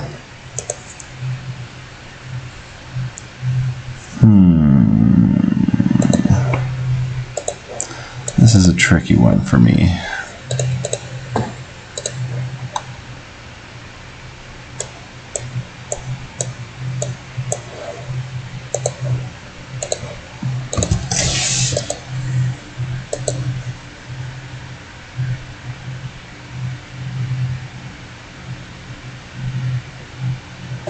So what's happening is all the actors on the map are trying to access their navigation indicators, which are these guys around the edge of the map. They're trying to move them. There is a trigger in every single space actor, stations and planets that's moving these around based on their own positions, and they're actually trying to access those before the interface loads, which I'm not sure what to do with that.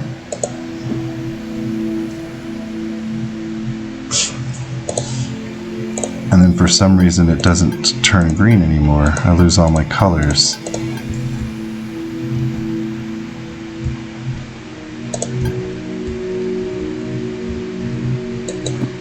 Docking.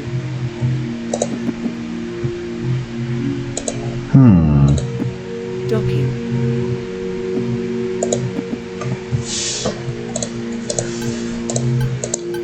Exiting from the station menu, Docking. all my selector colors work. Out of range.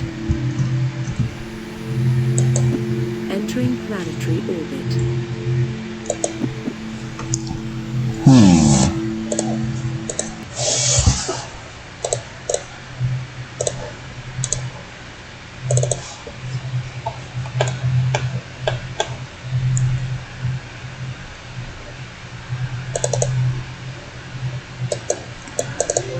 Yeah. Need to make sure, first of all, that it's resetting my selection frames correctly. The colors, there we go, that's what it's doing. Highlight frame and selection frame. The highlight frame should turn white and the selection frame should turn green. That's a mistake I made. Selection screen, or selection frame, I want to be green. So that should fix the color of the selection frames. Now, why does this one reset correctly? So it cancels the station menu. Gotta follow things around sometimes.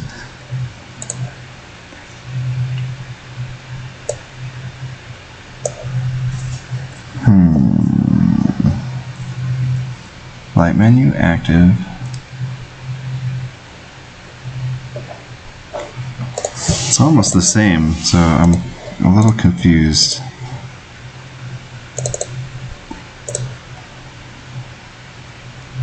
Turn off those, turn on the flight menu.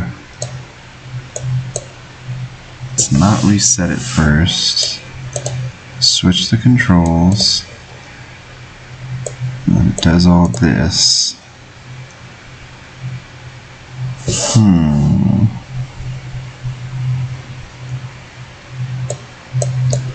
Let's scooch this around.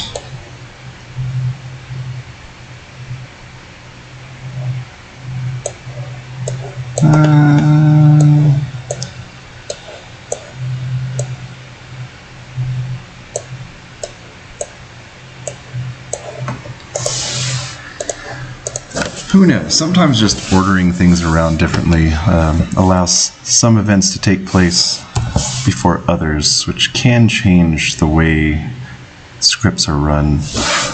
I don't know if that's actually going to make a difference. It works when I leave the station menus. If I go into a station and come back into space, Docking. the reason that's doing this is because I turn off the flight interface whenever you enter a station or the docking menu, so it's actually turning it off and then turning it on, but it's doing all of the nav icons incorrectly. That's not what I want, so I'll have to fix that. It's not coloring anything. Scanning. Entering planetary orbit. Well, it does the same thing. Entering planetary orbit. Entering planetary orbit. Okay, so it's pretty much the same thing.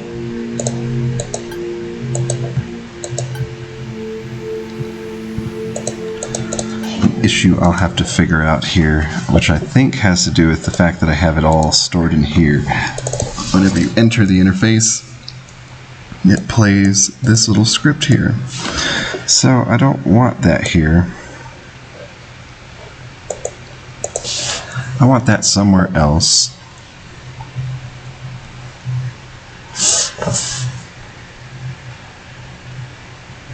Actually, I kind of do want that in here.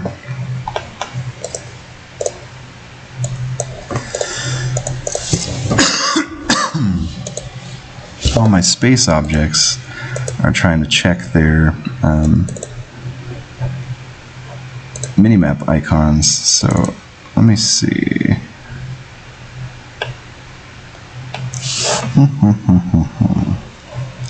I need a condition as well. So whenever the minimap is on, and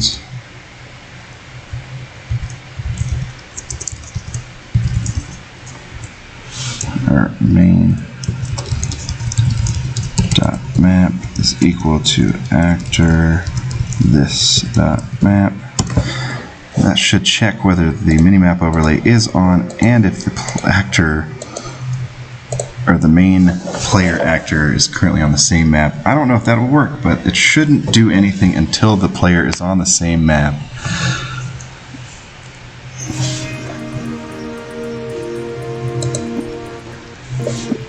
But I also don't know because unless these interface icons are spawned first, before the two actors are on the same map, it'll still error, which it does. Now they're on the same map. They're still on the same map.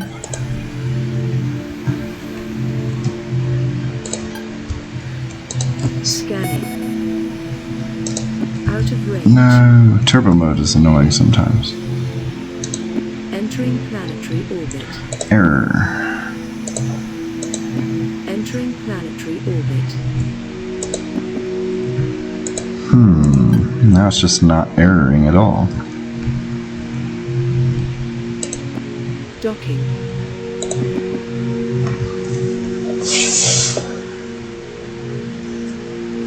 Huh.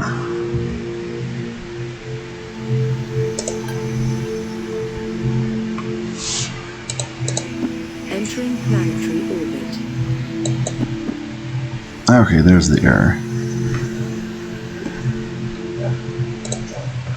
The reason being is it's not loading those fast enough.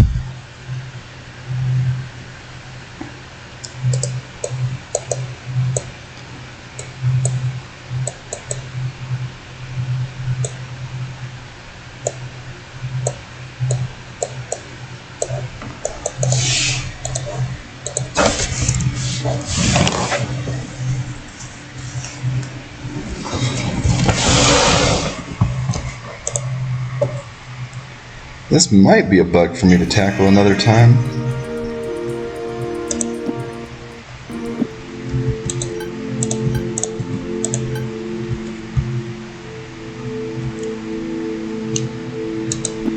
Docking. So they lose their coloring for some reason, but moving them to fix the error, moving the loop that spawns those fields fix the error. Just to make sure it's consistent. And one way I could fix that is to just set the retrieve color fields up, but I don't want it to do that every oh, what is this doing?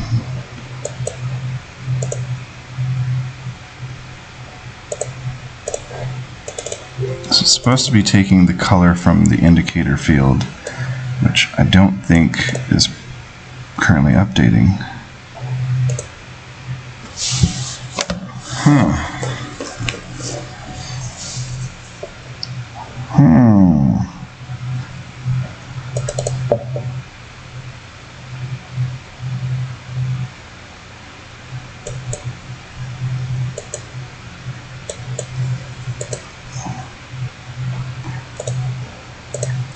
Oh yeah.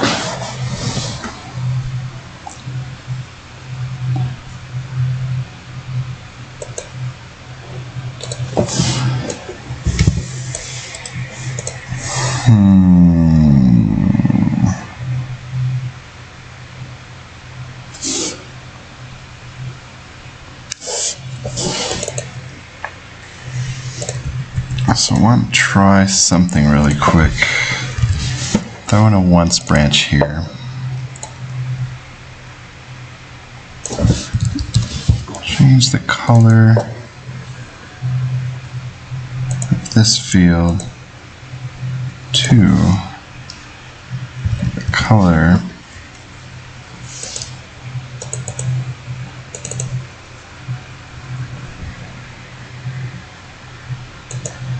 of this actor. It's going to check the name of this field to get the actor's ID.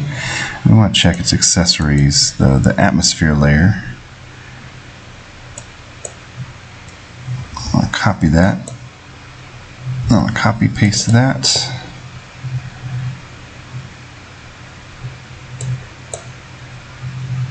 And actually I don't want to copy paste that. I want the color too.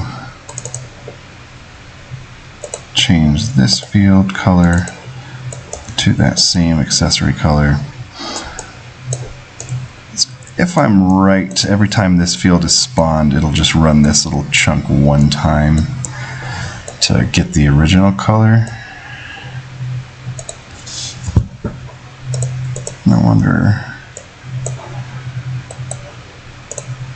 just in these two,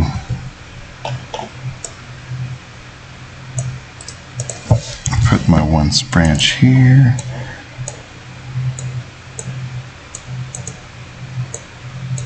So at least I'm hoping that whenever this field is spawned for the first time, it'll set the color. But it won't do it every single frame.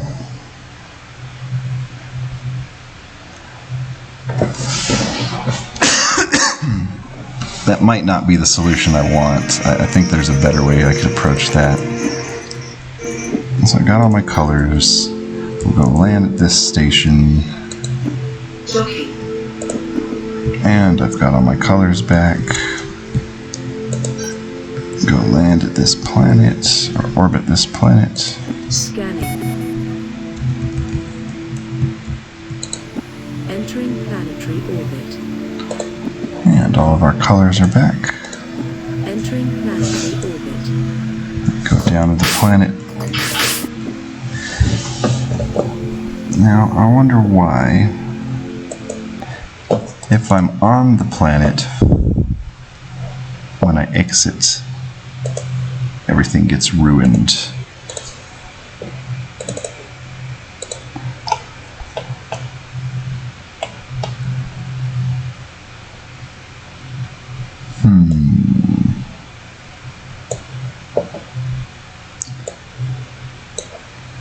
Let's try switching some of this around.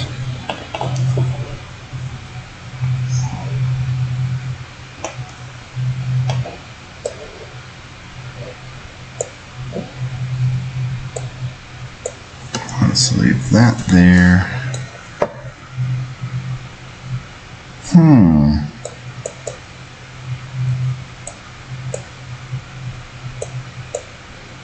Not really a great way to order this.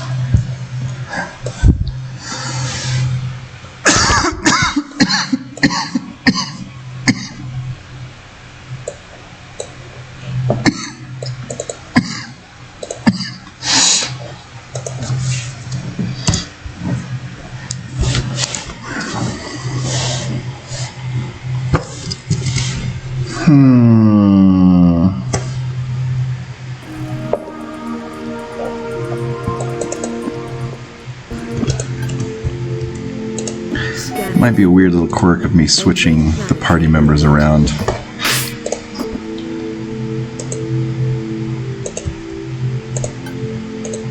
Entering planetary orbit. Yeah. Now why doesn't that stay selected? Oh yeah, because I'm resetting the interface.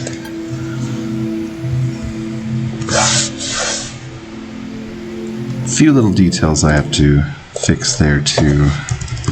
Fix selection frame not showing up when exiting docking or station menu.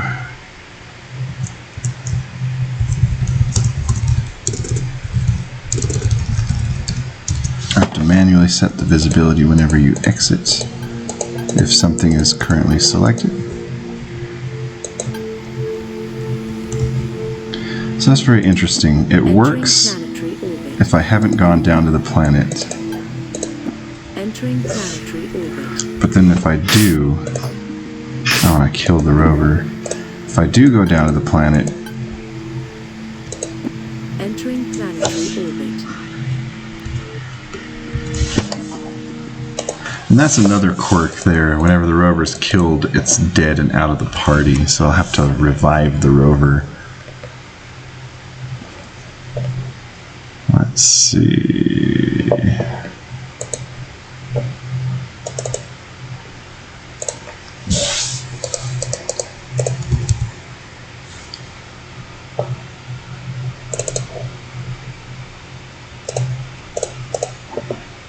I'll revive the rover.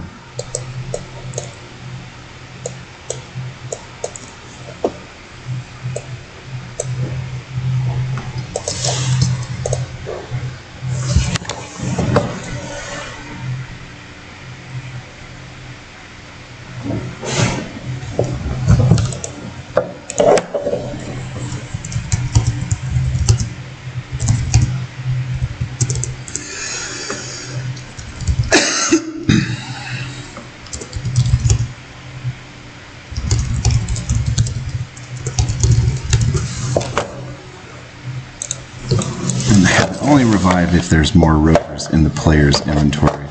So that's a whole pile of bugs I'm going to have to figure out. I'm not sure how to get it to work at the moment. I'm going to have to brainstorm or sit here for a little while.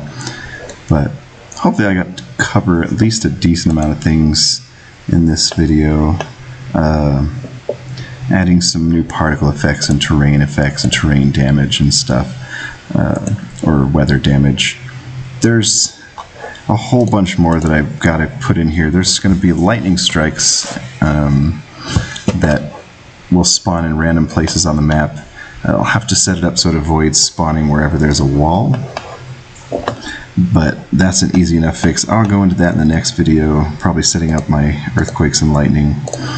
There's also a couple other damage types. I want to include the acid rain damage, which will be slower than heat and cryo, but it'll still hurt the rover. And then there's a few other types. I want to add my mud tiles in so that they're slower driving. You get stuck and slowed down in mud or bogs. And then frozen water that you can go into that'll hurt the ship whenever, or hurt the rover whenever it's underwater.